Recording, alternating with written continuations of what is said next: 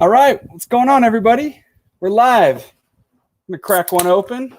It's just a LaCroix. Don't get your undies in a bunch. It's good to be here. We got a really fun guest today. Before we get into it, though, I want to do just a quick little intro. First of all, classic Parker move. I don't know what's going on, but right before I go live, my capture card and Sony and whatever stopped talking to each other, and I didn't have enough time to fix it. So I'm just back on like the MacBook webcam, which isn't all that bad because I feel like it's a little more direct with the eye line. So it's not like, I'm not always, it doesn't look like I'm looking down like this, like it usually does with the Sony, but we'll get this figured out. Trying to think, I don't know if we have any major updates to get into. Our website's very well stocked up right now. I mean, we have a few things that are out of stock, but compared to most of the summer, we struggled keeping things in stock, and we're looking really good right now. So if there's anything you've had your eye on, go check it out on the website. Also, just a quick little plug. I have our number 52 vertical wallet pattern is I've got it up for free right now. So click the link in our bio on Instagram, and I'll probably throw it in the link of this video too, but I'll have to do it after, so it won't be there now. But go download it. And I don't think I'm going to have it up for free for a long time, but it's going to be up for a little bit. So go pick it up while it is. And then I just want to shout out a couple of the people that are on or that are in our Start Selling Your Leatherwork Facebook group. We've got Kelly Hauser. I don't remember where I left off last time, but I'm kind of just naming off a lot of the people that are in here. And we got Kelly Hauser Saddlery on Facebook and Instagram. Thank you. Rebecca Hansen, Two Leos Design. Thanks for being in the group. Josiah Burkhart from Burt Co. Sonia Monroe Peebles, Black Horse Leather Design. Remy Corson. Tanya Polson from Polson Leather. Dave Ross, Branded Huron Leatherworks.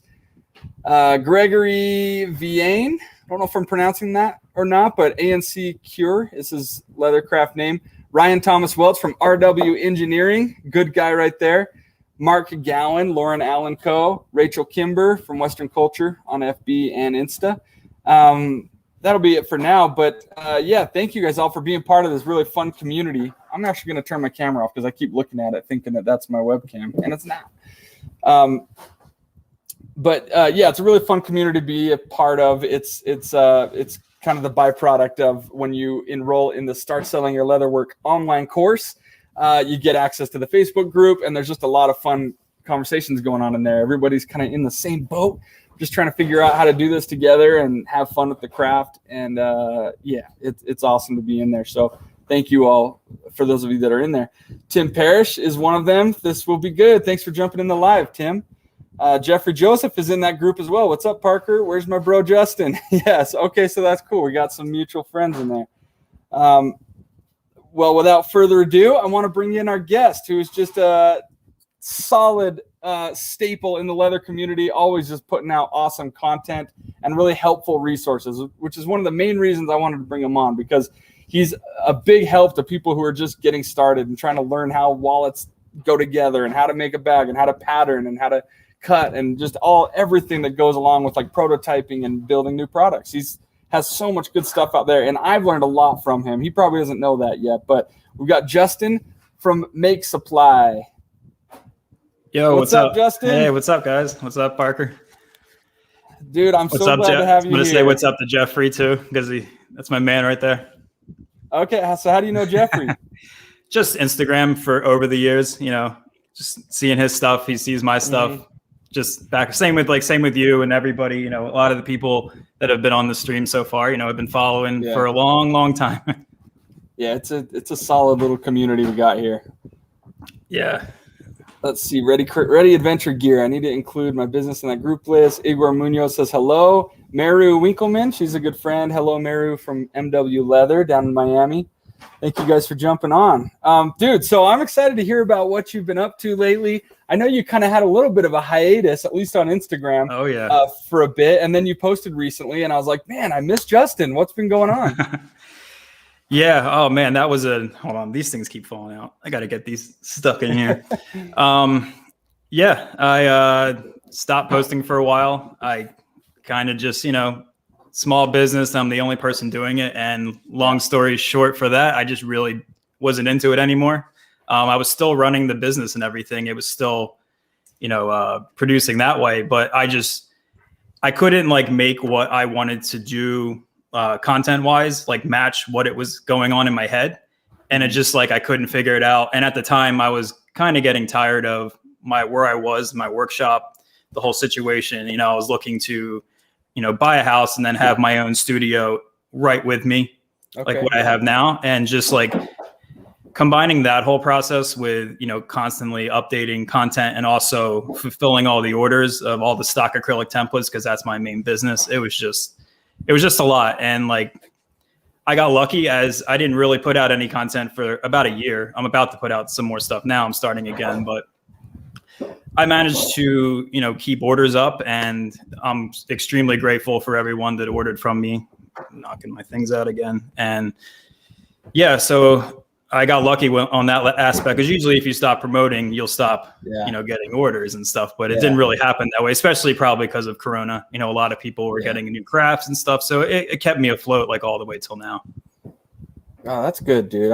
I appreciate you being honest and open about that, because that's definitely something that a lot of people don't talk about. Like I guess I can't speak for everyone, but I know I experience a lot of burnout sometimes. We're just like, what am I doing? And it's hard to keep going a lot of times. Yeah, for sure. And it was, I would see, a lot of new people and everyone's doing new things, and there's new content and new styles of doing things. And I was just kind of in the same mode. And like the way I structured my setup, which I can talk about, is just like, I felt like locked into that and I couldn't change it. Otherwise people are going to get mad.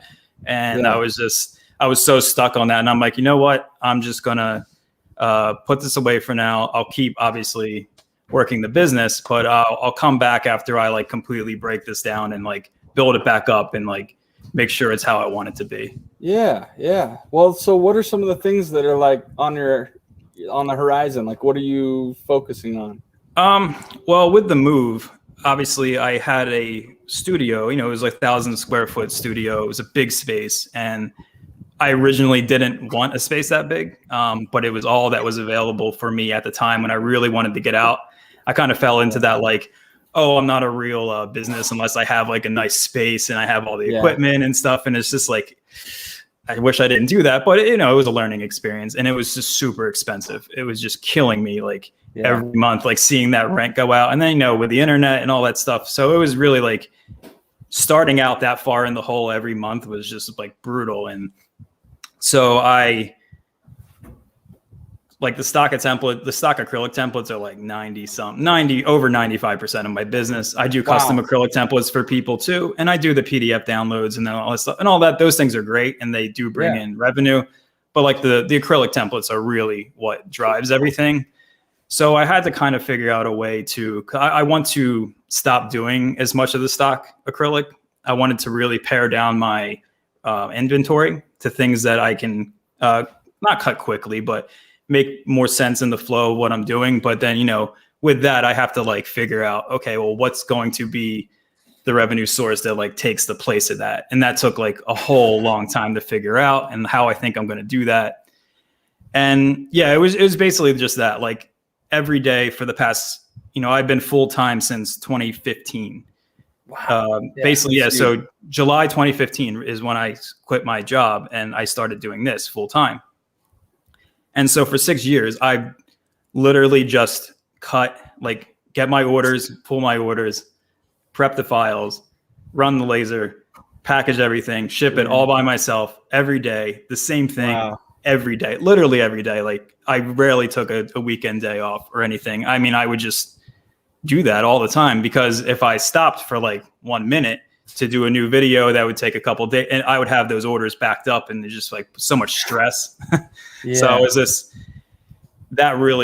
like, I can't do this. Like I would rather not do this at all than just be locked into doing this same thing every day.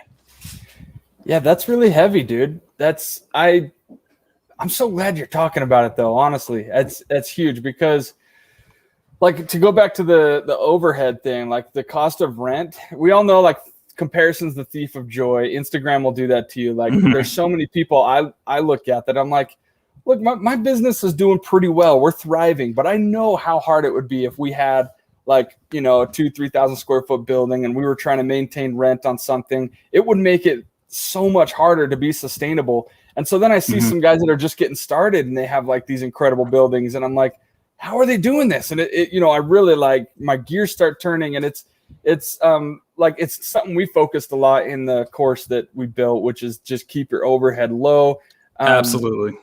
Like keep it low risk and just try and have fun with it. And, because as soon as you do that, but I agree with you. Like, it's hard not to want to do that thing that like, you want the cool building. It's such a part of the story for what we do and like part of the image. And I remember when I got started, I was so embarrassed to show that I was just like in my kitchen. I would like try and get shots that made it look like I wasn't in my kitchen or whatever. And I'm so far from the opposite end of that now. Like, I think a big part of letting people connect with you and emotionally like connect with you is to be honest and open about where you're at in your business and in your, just in your workflow and how you do things. And even if it makes you feel incredibly vulnerable, it's so valuable. Oh yeah. Like, especially back then, like for the first 2 years of my business, it was all over Instagram back then. I went to a makerspace. Like, I designed my stuff at home. I would do all my files, and then I would have to book an appointment at a makerspace. I didn't even have a car at the time. I'd ride my bike with acrylic in my backpack. I remember some of those stories you posted. All the way to the other side of Philadelphia. I would just ride my bike there, rain, sleet, snow, cut all my files, have a giant backpack full of acrylic templates, come back, and then ship everything from my bedroom or my basement. I went between both. And it's just like, from there, you're just like, oh, I got to have like my own space. Cause at the time it was fine. Like, the amount of money I was looking to spend, I could easily have covered that and had time to like further my creativity and content and stuff like that. But then the only place basically that was available for me was like double or almost triple the amount of money that I wanted to spend. And I was just like, fine, I'll do it. And it was just like, definitely keep your overhead low if you are just starting. Even if you're not just starting, like, now my overhead is so much less, and it frees me up to do more things that I want to do, as opposed to like just dreading, like, I have to hit these numbers like now. And also like, I live in the East Coast. I lived in Philadelphia the whole time. Taxes are very high, and it's just very high cost of doing business over here, which also you have to take into consideration, all your overhead and everything like that. And it just wasn't worth it anymore.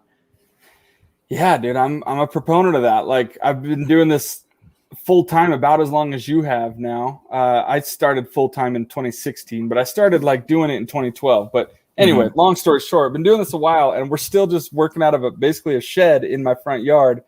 That I love it. It looks good. Well, yeah, I mean, it works good for what we need it for. I mean, there's a lot of things that we need, like, I'm constantly complaining about what we don't have, like running water out here, a bathroom, 220-volt power so we can run better equipment, and just all kinds of stuff. But it's like, I'm there's kind of like a nobility in like, making the sacrifices to get you to a point to where you can really like appreciate it when you get the building or can justify the higher cost of overhead or whatever. But you got to sacrifice a little bit, I think. And it's a scary place to be with a big rent cost just looming over your head every month. It's tough. And especially for some, like, I'm just a solo project, but like, you have an employee or more, and they count on you for their income. And I never got to that. That was always like oh, well, you have all these things to do. Why don't you hire someone? Well, I considered it a lot. But then I was also in the side of my head, I'm like, do I really want to like go this route, or do I want to go a different route? And, it was that, but it was also a couple other things, like the way my creative process runs. Like, I was the best when I could just run down into my basement. I would work for a couple hours, come back up, take like an hour break, go back down, come back, like hang out with my wife, hang out here. And then like at 9 o'clock, I'm like, oh, I got a great idea. I'm going to go right back down and just knock it out for 2 hours. And when I had the studio, I couldn't do that because it wasn't far away, but it was like, I'm going to look for parking for a half hour. And I don't want to do that. So now it's like right back to that now that I have this space right next to me. I'm just as soon as I think of some. I'm in there like 7 a.m. I'm done cutting all of my orders by like 9:30, and then I can just work on new stuff. It's like the best. It's the best setup for me. So cool, now, dude. yeah. Well, so tell me about the space that you're in now. It's part of your house, or is it like a? Yeah, it's like a detached garage, and it's like a 2-car detached garage. And it was. I'm going to put up some of the before and afters in one of the videos that I'm going to do, kind of just like discussing like what this company will be going forward and like what you can expect. So I'm going to put like the before, because I took all videos. It was like a bare bones garage, just cinder block and brick. Wow. And then like nobody's used it since like the 40s and 50s. And so I had a contractor come in, they framed it all, drywalled, ran the electrical panels, got new garage doors. I painted some of it. I set up like a corner of the studio that'll be for the video, for the video background like you have here. Yeah. And I really wanted to do this from there, but I know the internet's so bad that it would have cut out in like 10 seconds. And then everybody would be mad at me. I know. I'm kind of battling with that right now. And we did have issues on Christians. And I had people that were like, I can't watch this, man. I'm out. It's too hard because it was cutting out really bad. So yeah, I'm 3 feet from the router, so this should not cut out. If we have issues, it's going to be from me because I'm on a booster. Like that's what I have in the garage. Yep, I have that in my garage. But so I had that built out. So I have all my machinery in there. It's a lot smaller. It's I went from 1,000 square feet to like 400, 500, but I don't care. It is so perfect for me just to like, I can move around. I have my table, my desk, the machine, and I just run between each. And it's not perfect yet. I'm still putting everything together, but it's so much better.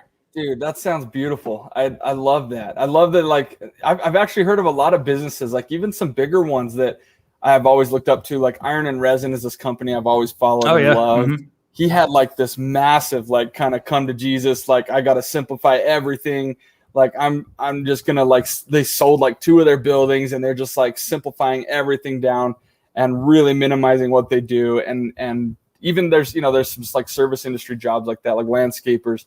I've heard of some people doing that these days where they're like, they used to have like 6 teams going out, and they were doing like $1 million jobs, but they weren't making money because there's so much overhead.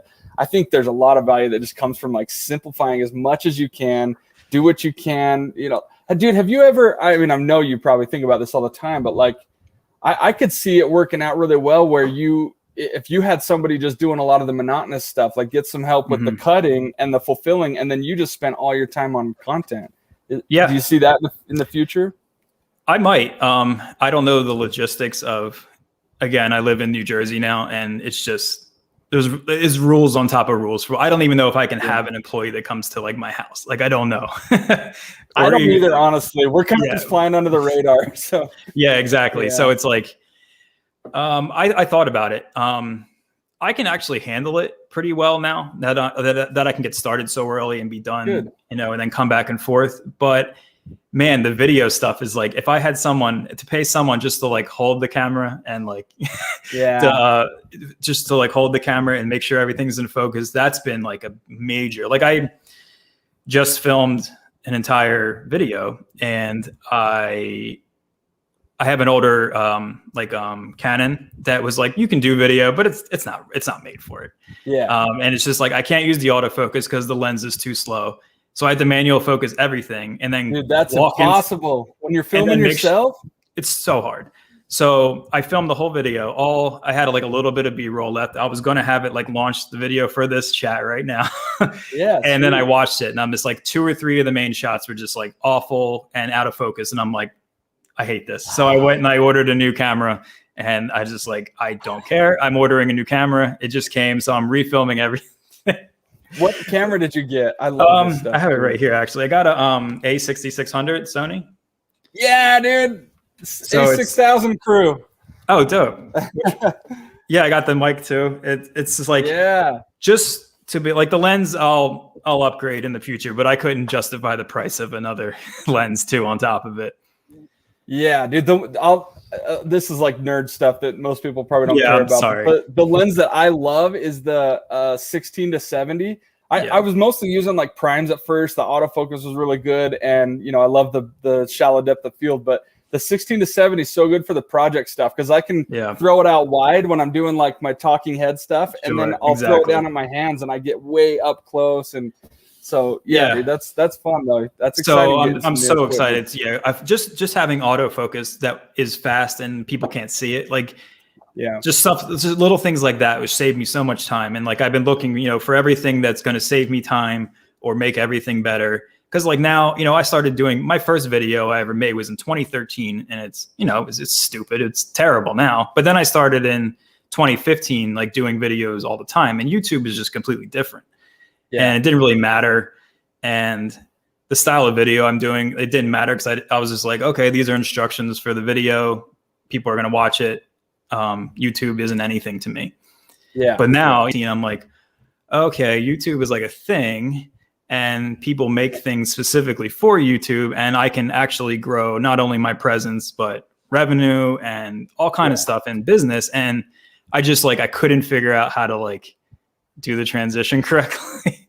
So it's like, I wish I could just delete everything I did and then start fresh, but I know I can't do that. But well, you're a lot like me in the sense that like you like to have things right before you dive into it. And and it's kind of a curse for guys like us, because I'm the same way, dude. Like I have that exact feeling every time I post a video, because I always change up the formats. Like sometimes I do it a little bit more like vlog style, where it's just like following me around the shop, trying to figure things out. You get the mistakes, the machines breaking, you get everything all included.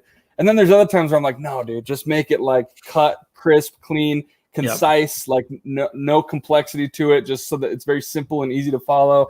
And there's like no personality in it whatsoever. It's like just step by step kind of thing. 100% my videos, all of them. But I think that's really valuable. I think that's the thing with YouTube, is there's a place for everything. And I know that like we're all kind of playing to the algorithm now, but dude, the first videos that you like, the ones you used to film, I honestly love that style, where like they were pretty long and it was just you kind of talking through stuff, and just I just felt like I was sitting in the room just hanging out with you, learning the process. So I know that like, I don't know, it might, on paper YouTube might not like that style, but I think just having things up in general, I think it's good just to get it up.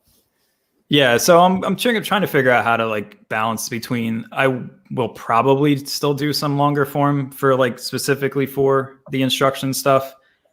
But like the majority, like, cause I you can look minute by minute on your YouTube, and basically people open it, download the template, and then leave. And it's just like, why would I do a 2-hour video if that's just what's going to happen? It's just like, I can film, you do the short, cause everybody's like, you have like Little King and you, and like, like Quarter and everybody, the videos look awesome. They're fun to watch. They're 10 to 15 minutes long, maybe 20.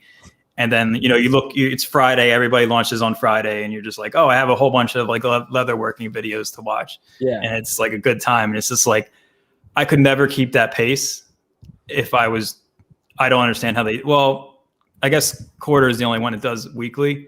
Yeah. But just like design a new template and film a video and then continue doing it. I could never keep that pace, because I do want to go on a weekly something every week. Because that's the only way that you will grow any kind of audience.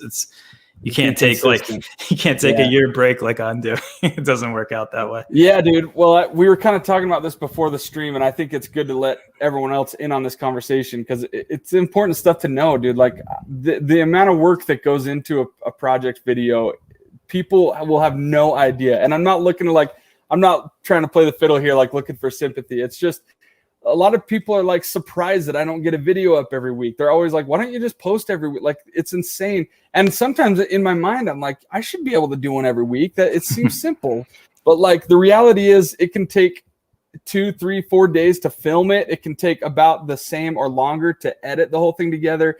And then the thing that you and I do and some others is like, you got to design the pattern in Illustrator and come up with like the format for it and list of instructions and everything that goes along with it. And then you got to link everything and make sure that it's on your website and that there's descriptions. And dude, the amount of work that goes behind it is just unheard of. So I tried to stick to this like weekly schedule for a while, and it was wildly unhealthy for my mental state.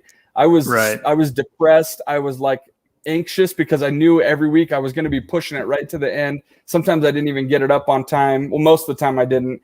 And I just couldn't handle it anymore. And that's why right now I'm kind of in this weird place where like I just post when I can, and I know it's not good for growth. And you see it, like my videos only get like a couple thousand views now, where they used to get like a couple 100,000. And so I'm just kind of like, I just got to keep putting up what I can and see what happens. But I empathize with you, dude. It's a lot of work. It's hard. Oh yeah. I mean, like you guys are doing actual leather work every day. It's like, that's not me. I'm basically on the computer every day, like doing cut, people are sending me custom templates to cut, or I'm just formatting files and stuff. Like I should be able to adhere to that, but it would never happen if I had to do a new pattern every week. So, I just want to do a lot more like exploration stuff. Like I have the sewing machine, I have the Cobra Class 26 that I never use. I bought it last year. I've used it like 4 times. And I want to get, a 3D printer, and I just want to like use the laser sometimes. I just want to like have fun and say like, okay, well, what happens when you do this and this, or what's cool about this leather, that kind of stuff too. I feel like that's more manageable, and then when a pattern is done, then that will come out as the Friday video or something. Exactly. Like that.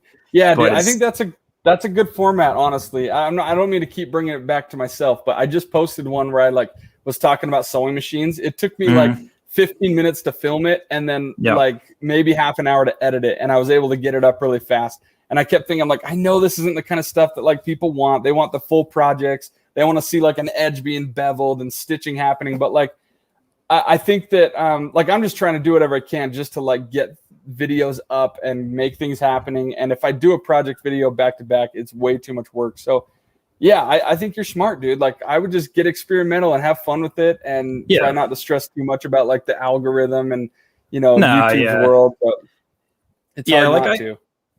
Like I remember, back in when we all first started, especially on YouTube, it was kind of like the content fit, I guess, but it was like there was no like this is like there was no strategy. Ecosystem to it. Yeah, there was no strategy to it, and I do like that stuff. So it's like, okay, well, I do like looking at the analytics. I come from a web background, so I do love all of the technology part of it. I love all of like the business marketing, all that stuff. So it's like when something doesn't do well, you're just like, okay, well, why did nobody but why did less people download this pattern versus this one? Why did this video not do as well? That type of stuff is really fun for me. And I like to always want to improve it and see what I can do that way. Yeah, I agree. And if you kind of look at it that way, like kind of the gamification of it, like, okay, well, that one didn't do well. How can I do better? Then maybe it relieves some of the stress. It's just, I carry a lot of the stress from it. So I guess there's got to be a way to separate that, Oh, yeah.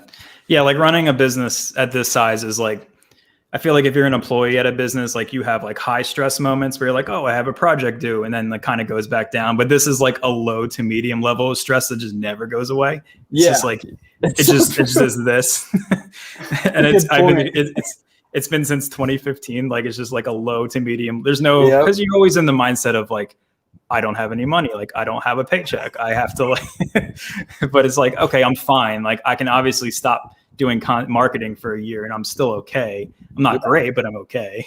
But it's like, that it's hard to like get to that level where you're just like, okay, comfortable. Now I can do like all the stuff that I should do instead of being worried about, and then falling back into the things you did because that was like the safe option. Right. Yeah. Yeah, dude. I want to like, I think for the most part, everybody already knows who you are in my audience. I'd be surprised if anyone didn't, but I would love to give like kind of a general overview of what you do and, how you differ from, a lot of people focus on like building products and then selling them as a brand, and they're trying to grow by just selling wallets or whatever, but you took kind of a different route. So maybe give us like the elevator pitch of what you do. Yeah. So I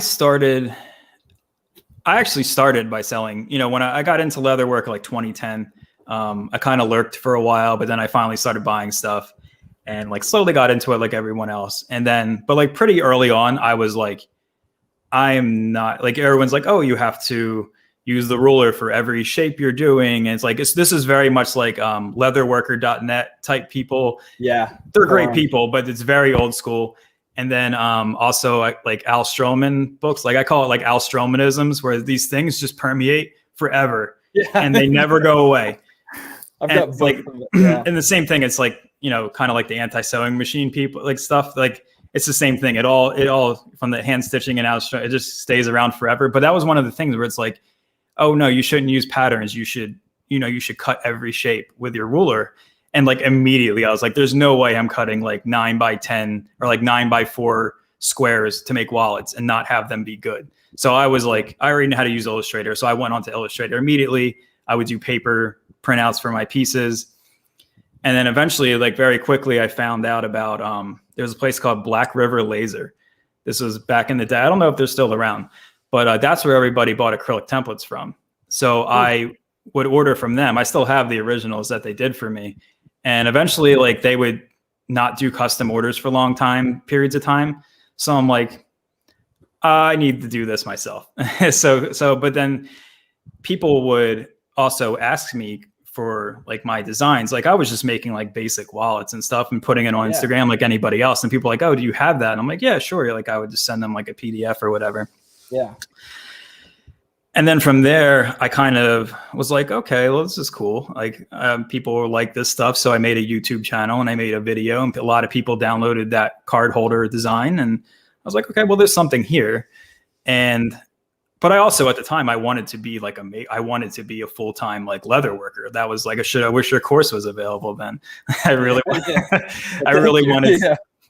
wanted to like sell stuff online, and I was doing some pattern work, but that wasn't for anybody.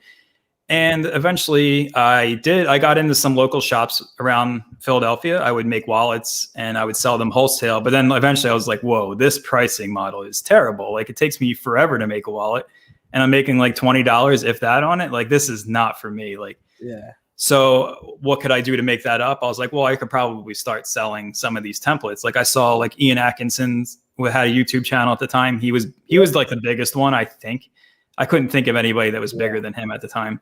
Yeah. So I was like, oh, go ahead. Yeah. He's like the OG template guy. Yeah. And so I was like, okay, well, he does it. Like if I can make a couple dollars on Etsy, like to make up for this, I'll just do that. So that was my whole like plan. I was like, all right, well, I'll make wallets, but I'll also just sell the template for it because I don't really care if people make the same design as I would be selling.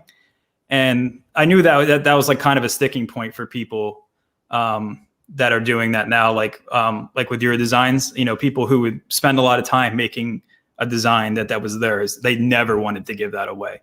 Like it was just like, but like I was like, well, if I make a basic bifold wallet that you can probably see anywhere, then I don't care if someone else makes it.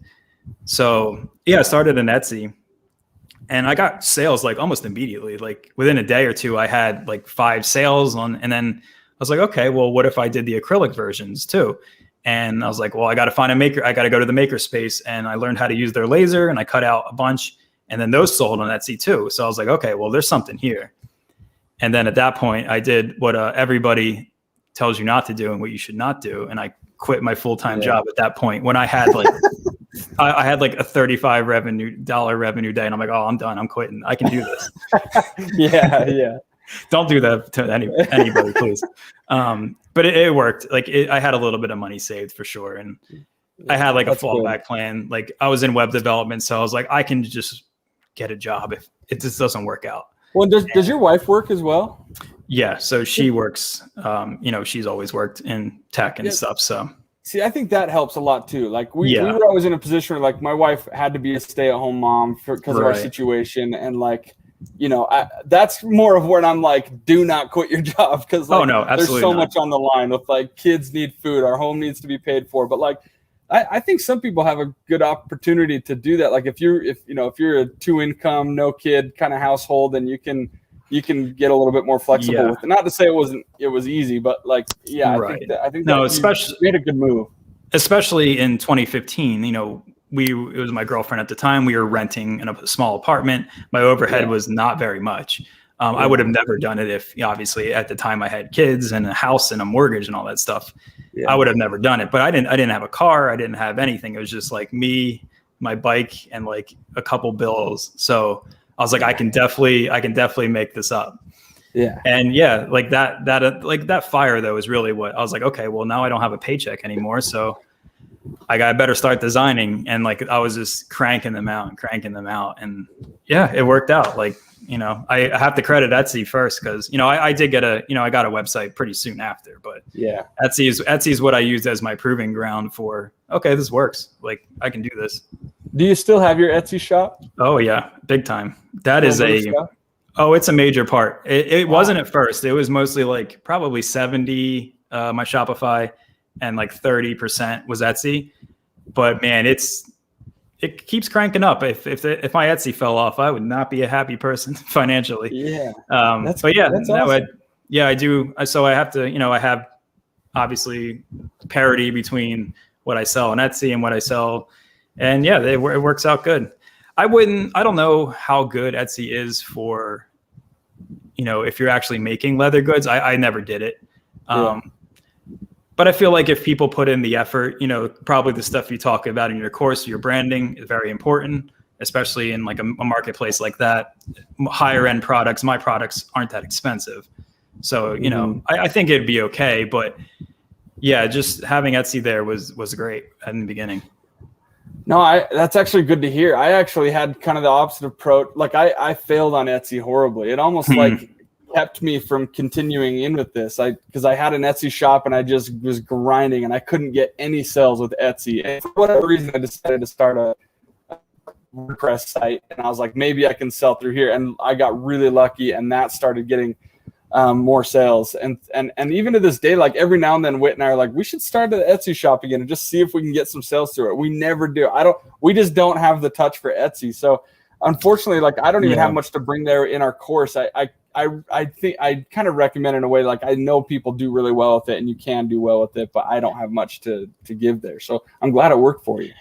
Yeah, I feel like with Etsy, it's pure branding and pure photos. You have to, like, if you are not good at telling your brand story and that you have like beautiful photos and now they have videos too, like it's going to be nearly impossible. Why is that? Just because it's so saturated, or very saturated, and people are very attached to, I think, obviously I don't sell any leather goods, but I work with a lot of people who sell on Etsy, and it's just like, you really have to be dialed in. I think like the first 10 sales is the hardest, but then once you have like 10 or so, it's like you can do it. Yeah. But I don't know. I would have to, if I was ever to start like an actual leather goods thing, I don't know if I would do it. Huh. And do you get a lot of people asking you to sell the product? Like, do you ever get someone saying, "Hey, will you make that up and just sell it to me?" How do you handle those?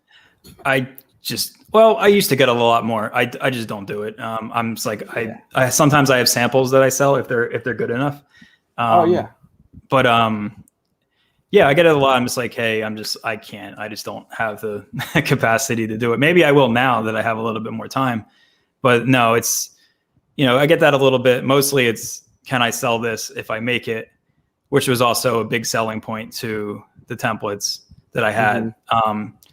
A lot of them don't want you to sell the end product, and they'll explicitly label that in their templates, like in their designs, like you cannot sell this. And I think like a big part of it is some people kind of want to. So I was like, I'll make sure like whatever I do, I don't care, because they're going to sell it anyway. So you might as well give them permission. Yep. Like for anybody who does start doing templates and putting designs online, the minute that design hits the internet, it's gone. People are going to do everything with it. Yeah. There's entire Etsy pages that have all of my free templates that people sell for money. Like, really? As soon as I put them up. Yeah. That's and like crazy. people send them to me all the time. I'm like, thanks for showing, but like Etsy won't do anything about it. But like, I feel bad for the people who buy them. I'm just like, you can have that for free. And they don't even like they use my pictures. It has my name on it. Wow. It has my make supply name on it. They don't care. They're just these fly by night operations that, as soon as you put up a design, it's gone. Like, just consider it gone. So I try to make sure that whatever I put up, I'm okay with that, because that's what's going to happen. Most people are very honest, and, they see it and they're like, oh, okay, well, I'll buy that. And then, or I want to get, I've been selling your free template and I want to give you some money, some type thing. I'm just like, I don't ask for that, but thank you. Everyone's very honest, at least. Yeah, that's cool. No, I think you're handling that right. That's a good way to do it, because you're right. People are going to do what they want anyway. And if you you're kind of being the selling the ice picks to the gold miners, kind of model where you're like, I'm going to be here to help you out. Whatever you want to do on the other side, that's up to you, but I want to help you. So like with ours, I kind of took the same approach, but I usually like on our patterns, I say, I'm not going to like keep you from selling these designs, but Right. I always say I would recommend if you're trying to start your own business, do something completely different. Like use these to learn the craft and the techniques. But if you want to stand out, you got to do something totally different from what everyone else is doing. So that's kind of my approach. Is like, I just wouldn't recommend it. That's the right. I mean, I tell people that for my stuff as well. Like I know I'm very comfortable with what my business is to people in leatherwork. Like I know I am a, kind of like a beginning tier, like, okay, well, I want to try to make a product, but I don't know how to design anything. So I'll try a free template. Maybe I like that. I like that. I'll do a more advanced one that costs a couple dollars, like $5 for a download. Yeah. And then, maybe I want the acrylic version now that I like making it. So that's another, I try to keep in the ecosystem of moving somebody up from beginner into, okay, now they're more comfortable doing it. But I always tell them like, look, you should, put your own spin on it. Like eventually get to the point where you're doing your own, like, okay, I gave you some basic measurements for a bifold. You can make any bifold in the world. They're not much different. There's only like a credit card is only one size. Like it can only fit certain ways. Like that's the other thing is like, you can only do so much with a wallet design. You can't get that crazy, so yeah. Go ahead. No, I mean, that was basically it. And there's just, and then most people do like, they're like, okay, well, I kind of have a grasp on how to design a little bit. And I know some basic dimensions, and then they start making their own stuff. And then I also like seeing the people who use my stock templates and just like make it 100 times better than I do. I'm just like, no one should watch my videos for like technique help. Like, please, like everyone makes my templates way better than I do the designs. So I don't know, dude. I've seen you do some beautiful stuff. It's been a while. I kind of like with the designs, I kind of try to stay within the same parameters of tools. So like if someone downloads one, they buy it, because everybody who watches, like not everybody, but a lot of people, they see the list of tools and they're like, should I buy this? Like I remember you said with your sewing machine video, people were buying the sewing machine you didn't really want them to buy. Yeah. And it's stuff like that. Like people listen to me when I say things. I don't know if they should, but they do. Exactly. And like they buy the tools that I use. And I'd hate for someone to download a template, buy a bunch of tools, and then not be able to use that in the next template. So I try to stay very similar with my hole spacing, the thread that I use, the materials. So it's not crazy if, the next design, maybe you have 80% of what you need. And then the next 20% you might have to buy, but that's just leather work. We're always buying stuff. So get used to it. Yeah, I know. It's never ending. Tim asked, what kind of laser do you use? I have a Boss 1630. Okay. It's a good machine. I've been seeing a lot of new Boss purchases out there. I think Bill at District Leather just bought one, and somebody else just did too. It's a great machine. It's cheaper than like the Epilogues or the Universals, which are, or Trotec. That's the most expensive. It's a very affordable machine. The customer support, I can't say enough about how good it is. Oh, cool. That's a big thing with machines like that. Parts break pretty frequently, and you kind of got to get some help to put it back together. And they're great. I've been using them for a long time. And yeah, I don't, if you're looking at a laser and you don't want like a desktop one, like the Glowforge, because that's, it's a very specific size and it has its place.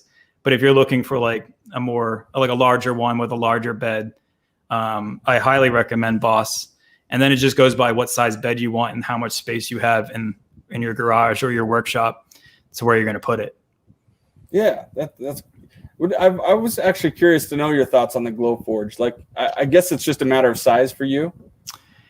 Yeah, if I was going to do something where I was just prototyping, okay, I have a wall design and I just want to run it through one time or two times just to see personal, I think that's great. I would never use it in a production setting. They're not really built for that. Also, the software is cloud-based. So if you have no internet connection, you can't communicate with the with the Glowforge, as far as I know. That's what I've heard. I don't know if they changed that, but that's like a big no-go for me. Like, I don't like proprietary. I mean, we already have like Adobe everything, and I don't need another proprietary software that's not going to work. Like, okay, maybe my internet's out, I can't cut anything. That's a ridiculous concept to me. So, so they're nice. I mean, they're marketed well. They're attractive. They look great. I kind of want one, but if you were like, I want to actually like do any amount of production, I wouldn't do it. Yeah, that's good to know. Even for acrylic stuff. Yeah, because it's also, you have to be mindful of the depth that you're cutting and stuff like that. Like some of them, I think the Glowforge is actually pretty powerful. It can cut through like an 1/8 inch acrylics, like no problem for it, I think. Yeah.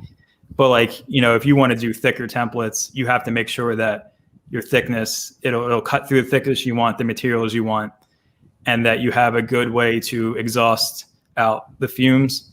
That's another big one that people forget about. When you're cutting, it creates exhaust, and it's not great to breathe that stuff, and it smells terrible. But if you have a neighbor that's right next to your window, you don't want to exhaust out into their window. So you have to really think about where the exhaust is going and stuff like that.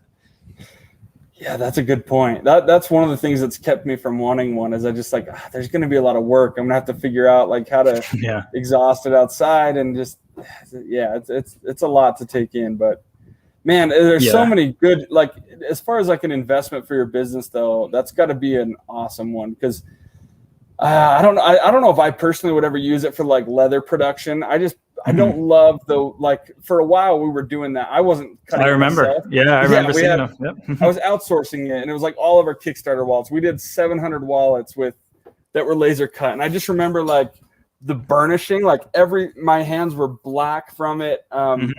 It was just a constant struggle. The smell, our entire shop just smelled like that burnt skin smell. So like, I kind of like the look of like a burnished edge too, and you don't get that with it. So there's pros and cons, but like, dude, I've thought about investing in one just for the sake of like being able to cut our own acrylic templates and engraving, like doing personalization and just all kinds of stuff. Yeah, I see that. Like, Odin's definitely taken to it. Originally, he did it for his own templates, and then because he used to get them from me, and then he got his laser originally. Oh, cool. Yeah, I for a while, it was a while back, I did a lot of his templates, and then I think he did a local Texas, and then he eventually got his laser. And yeah, just having the ability to, you know, okay, well, I'll run one through on the leather just to make sure everything fits. I did it with this new design I'm doing here, because why spend 2 hours cutting it out if something doesn't fit? Yeah. And then, you know, you can just scrap it. And then once you're dialed in, you can do your acrylic template for it. And I don't know if there's a lot of people who haven't used acrylic templates before, but it is literally a game changer. Like, there's things people say like, oh, buy this tool, this will make your leather work 10 times better. You're like, yeah, it kind of did. Like, it was nice. But like going from no template or a paper template to using an acrylic template is like lights out difference in how good your end product is.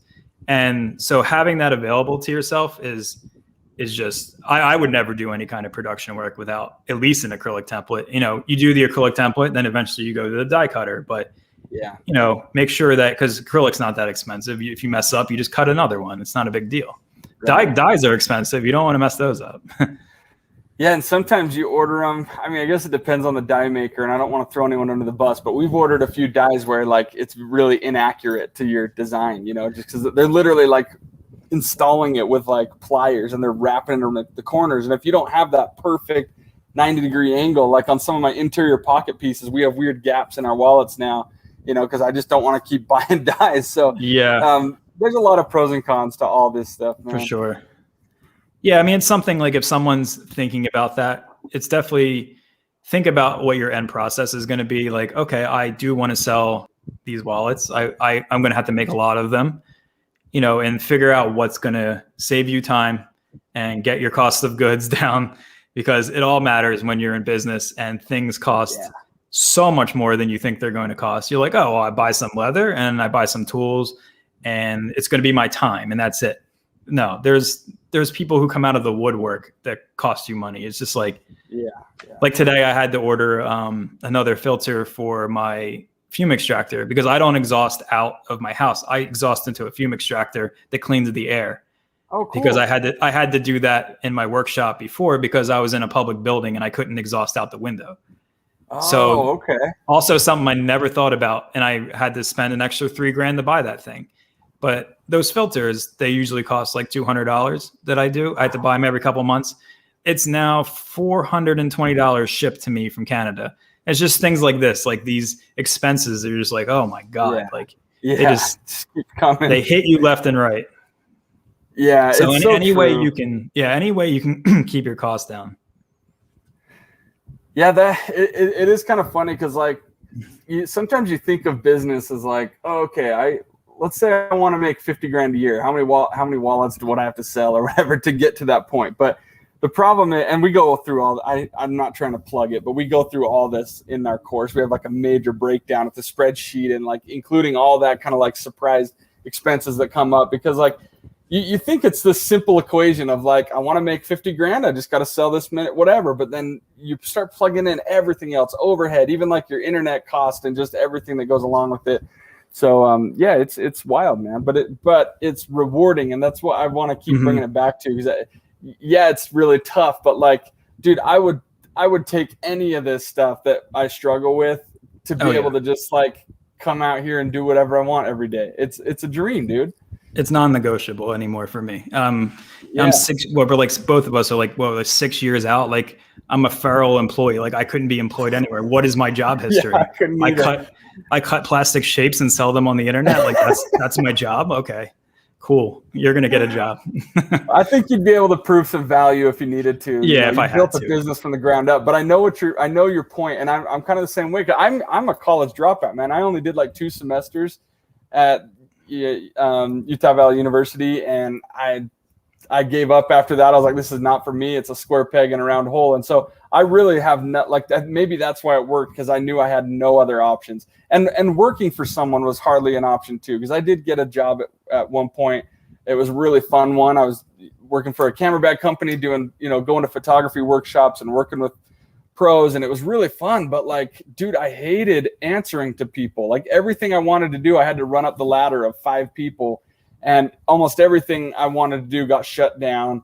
And there's just, you clock in, clock out. There's just no joy that comes from that for me. Other people get a lot of joy out of the security and everything, so I get absolutely. that. But like, it's a certain personality type you and I have, I think, that we thrive really well by just working for ourselves, and it's beautiful. Yeah, it's a complete trade-off. The things you take for granted as an employee, which sometimes I wish I had, obviously, Yep. And those things, like, they're very important, especially if you have a family and you need health insurance and that type of stuff. It's just like, you should keep your job and then do it on the side. It's easier now than ever to find information and sell your things and stuff like that, like that you don't have to go crazy.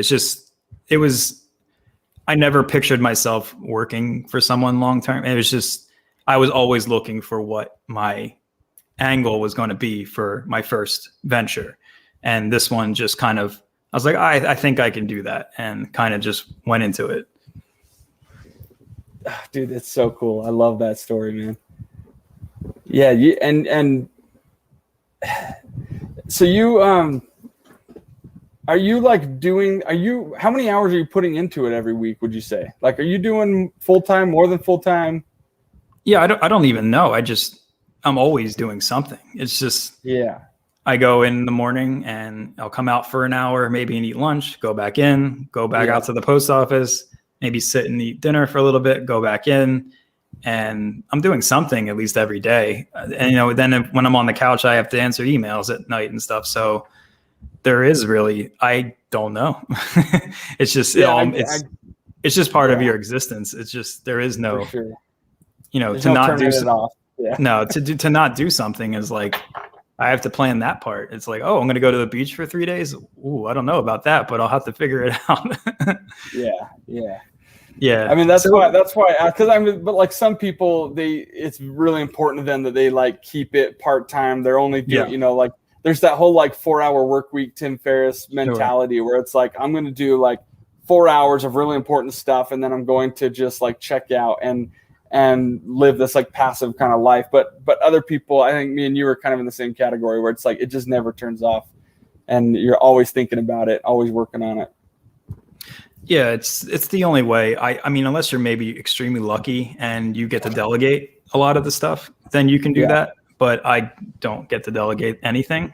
So it's, if you have maybe like a high, I can see that if you're like a technology company or something, you're just like raking in money and you can be like, oh, well, here's the manager that does this. Here's the one that does this. Yeah. I'll put in my 4 hours, and then, oh, someone else is handling this. I'm just the guy who is financially responsible for everything. Yeah. But if you're in this type of business, especially you who, making wallets is not fast, these things, the hours just line up. Like this is actually the first project I've worked on in a long time because I've just been moving and getting all that stuff taken care of.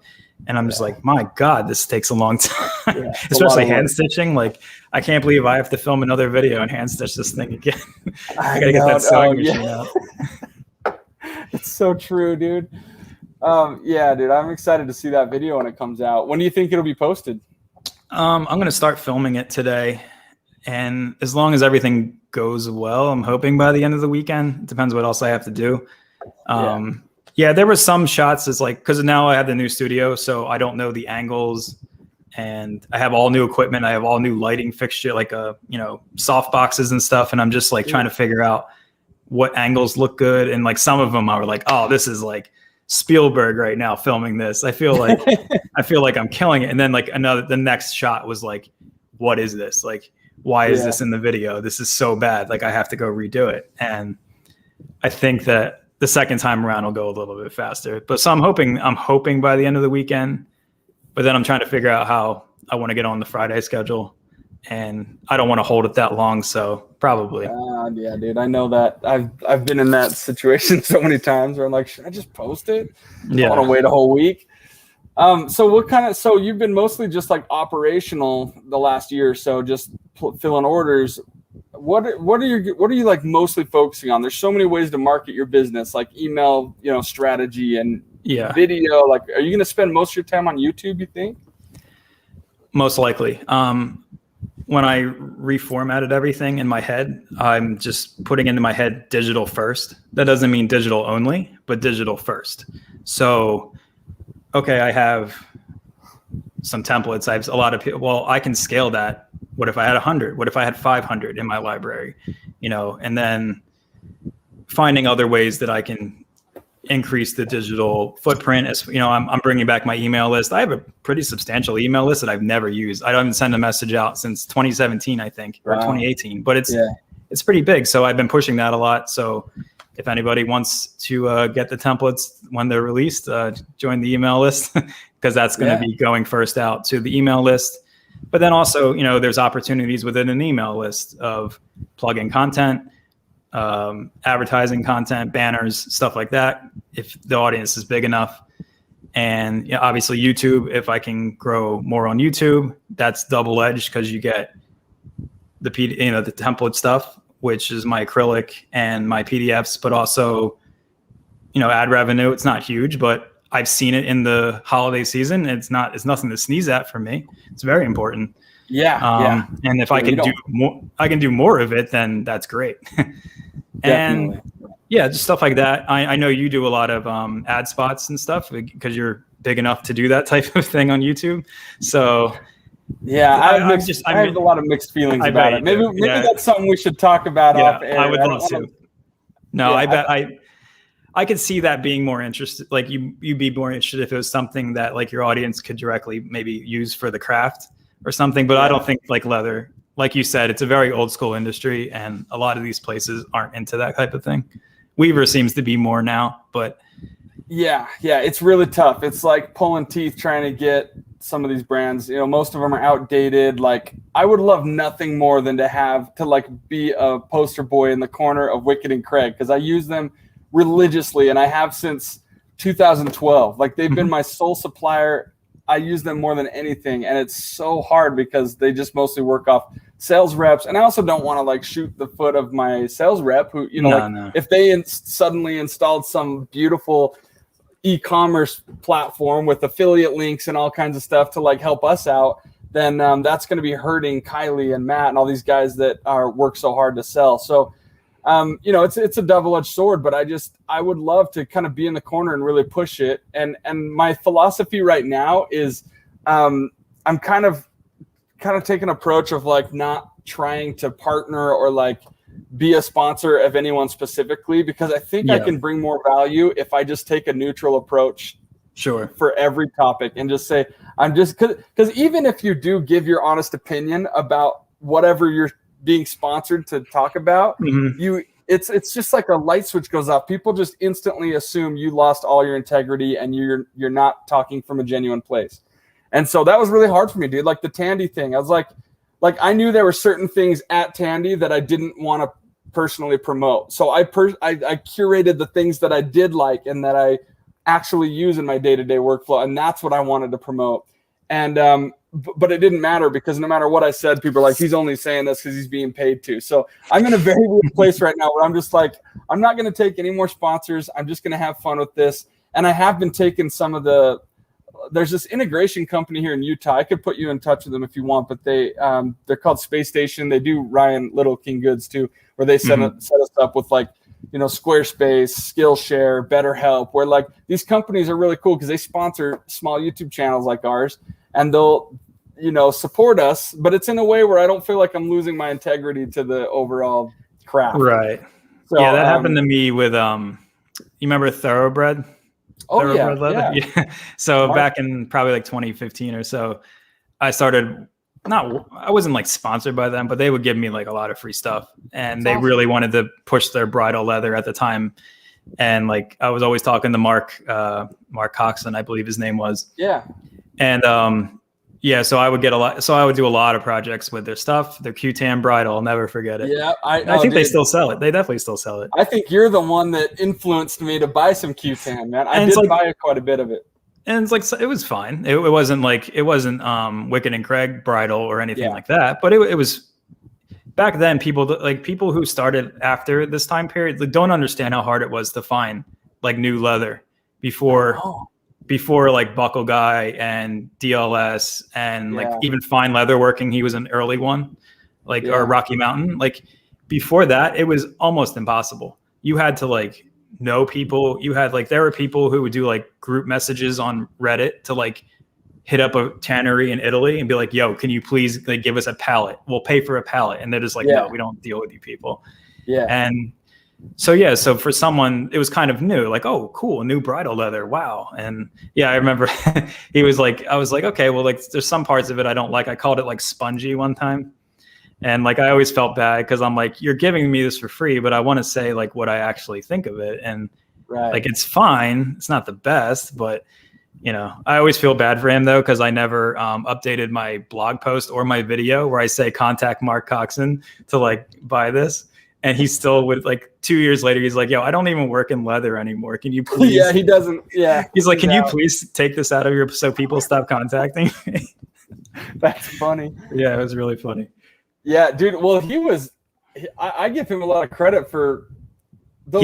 He was a visionary for that. Yeah, he would post those pictures of the Q-Tan when it came out of the, the dryer or whatever. He'd pile them up on the pallets, and you'd see the Q-Tan in the pictures, and it just looked gorgeous. It's everything you want in leather. It had like the, the Jack glaze. It was like that golden color. But there was something a little different once you get it in person. It just didn't quite have the same magic as it did in the pictures. And so I made a few things out of it, and I did like it, but it never became one of my favorites. Yeah. Yeah, but he did it right. He was one of the first leather sales reps I ever saw online, let alone like contacting people who make things and being like, hey, look, like Max from Shell Quarterman does it all the time. Like he was another one.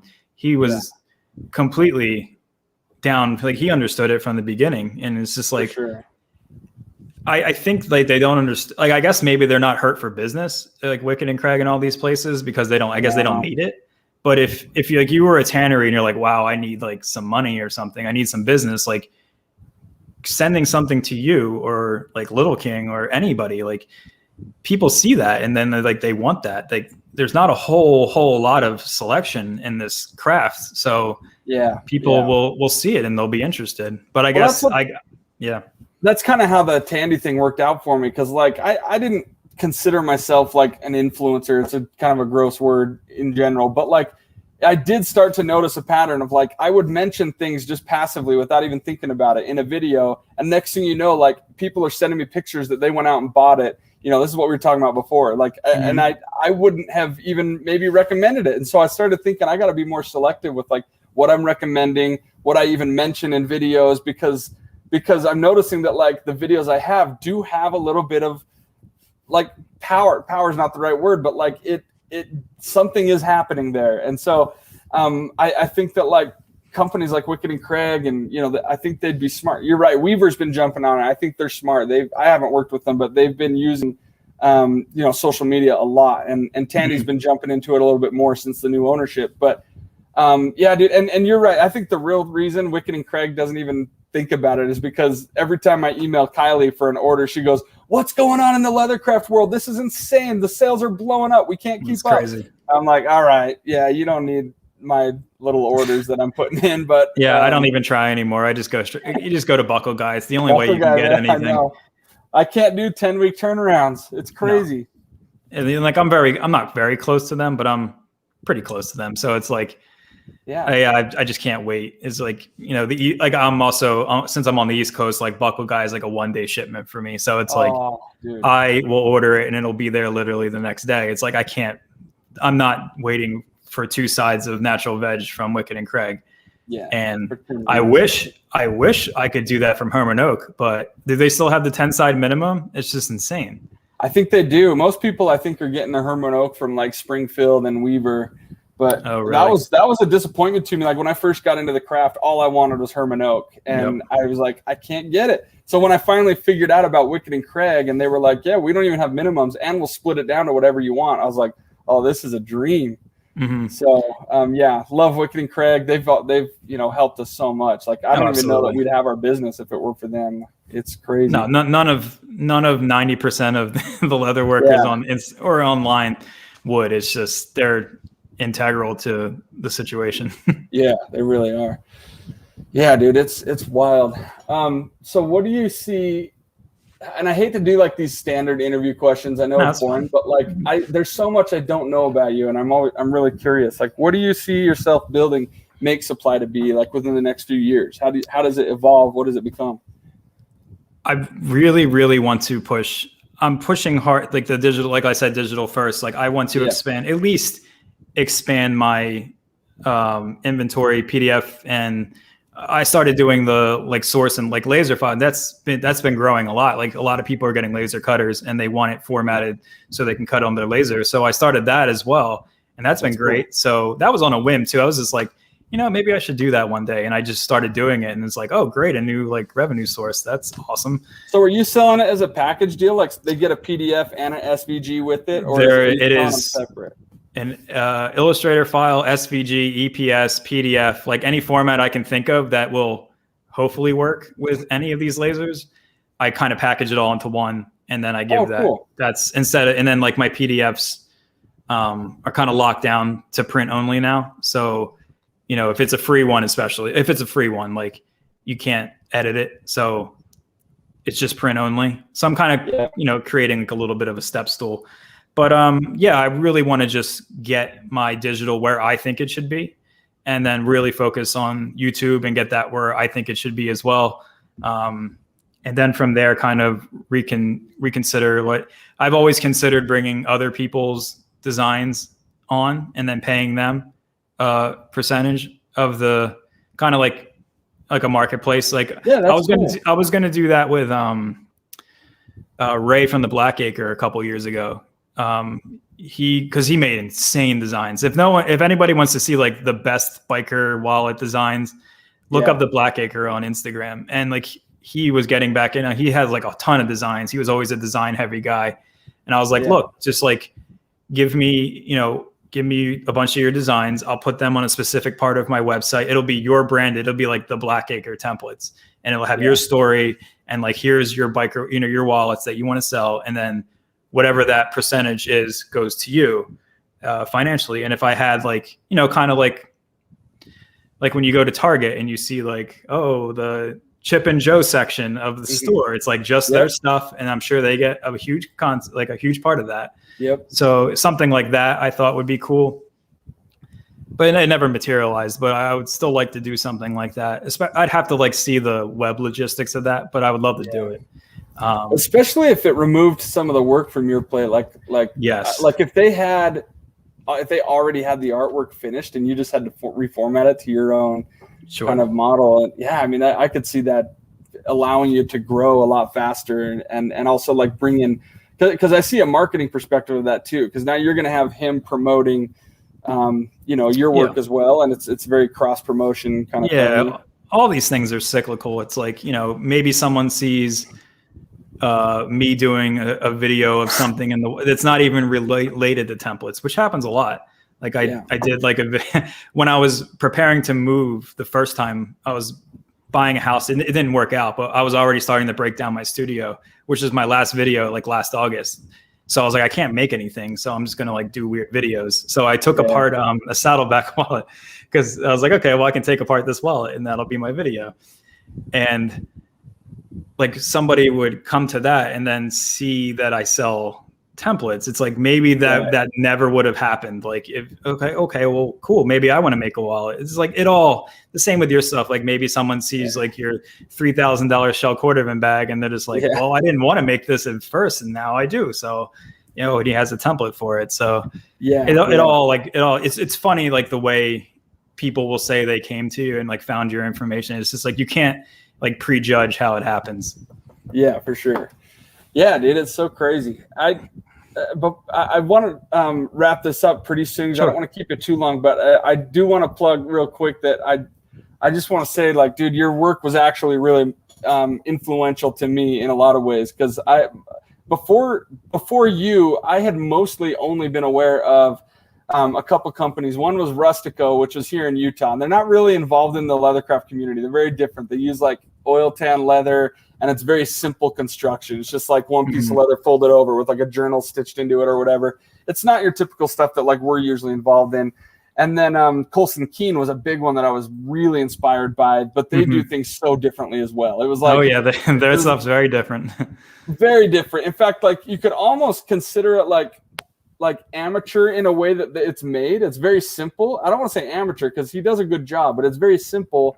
And I never saw a way that like wallets could be made beyond that. And so then I started watching your content and I saw, this is how you put a pocket inside, like the T shape or whatever. Like that was foreign to me until I started watching your work. So I just want to say, keep it up, dude, because I think you're doing so much good for the community, and I love it. I want to see more. Thanks. Yeah, I'm definitely going to, I'm endlessly spending money right now, buying new things. I want to try out all these new, like the Cinnabrox, like this stuff came out like after I stopped like basically buying tools. I use the same Iowa punches I've had since 2013, but like all this new stuff, and like really like sit down and like, instead of rushing it to like get a template out and just get a video done, I want to like sit down and like make something nice and just like really put the effort into it. And like, this is, it's been so long since I've done a project like that, where you just look at it and you're like, yes, I did a good job on this. I'm not going to beat myself up on how bad it looks or like how bad this little detail is. I did a good job, and I can't wait to make another one. It's been literally over a year since I've done anything like that. So it'll be real fun to like get back into it. Well, and for you, it could be kind of therapeutic, because it's not something you have to do for an order, or you do over and over all day. It's it could be fun. I love that. Yeah, for sure. Well, tell me about before we go, tell me about the video and the project you're putting out. So I meant to have the video and the template and everything done for the video. It didn't work out that way. As I mentioned earlier, my video was terrible. But I did still do kind of like a pre-release on makesupply-leather.com if you want to download. Let me show you the wallet first. So it's just like a little simple trucker wallet. Oh, so cool. I love the double button look. I'm trying to get in the camera. How do I get the camera here? Okay, here we go. So it's just, it's got the zipper compartment. It's got a larger compartment in here for more card storage, cash spot. Wait a minute. Was that one cut on laser? No, this one I did.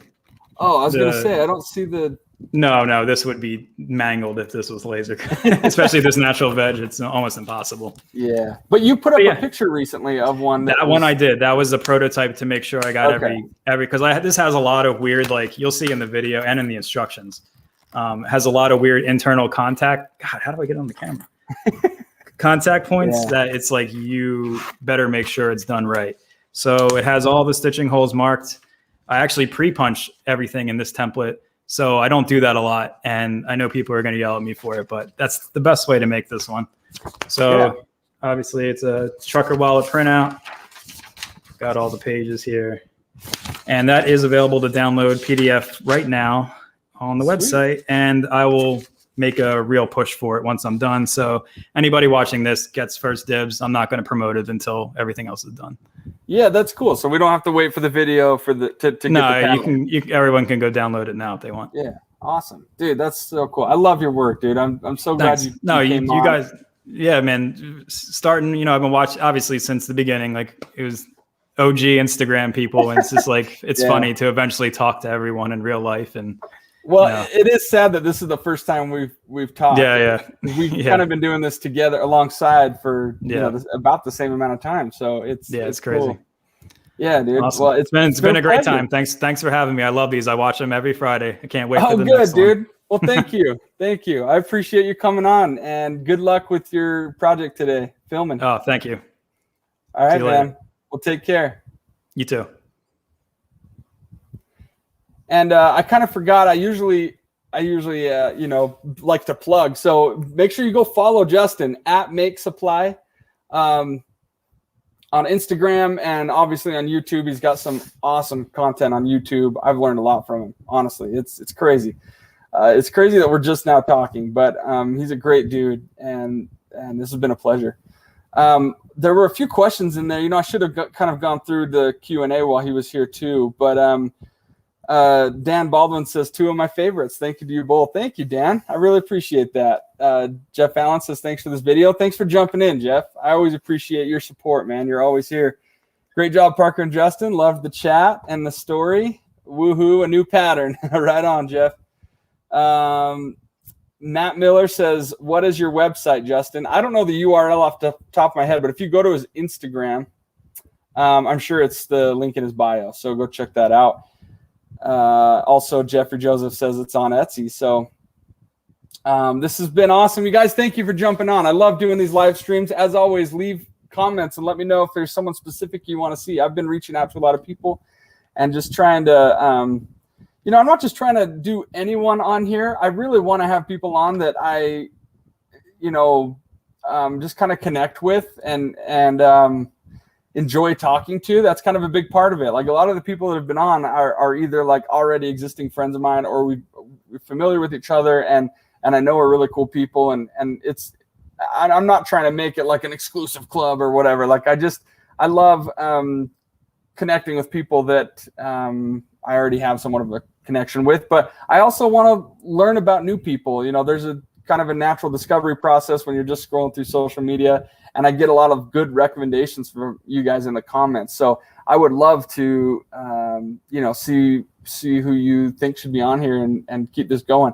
I've got, weeks booked, but I'd like to keep going with this all throughout the year. So again, thank you guys for jumping in. It's been good as always, just wonderful. Go download the free pattern that we've got available right now just for a short time. It's the number 52. If you're not downloading Justin's, go get Justin's first for Make Supply, and then you can pick ours up as well if you need an extra project to work on. So thanks for jumping in, guys. Love you all, and we'll talk to you later. Bye.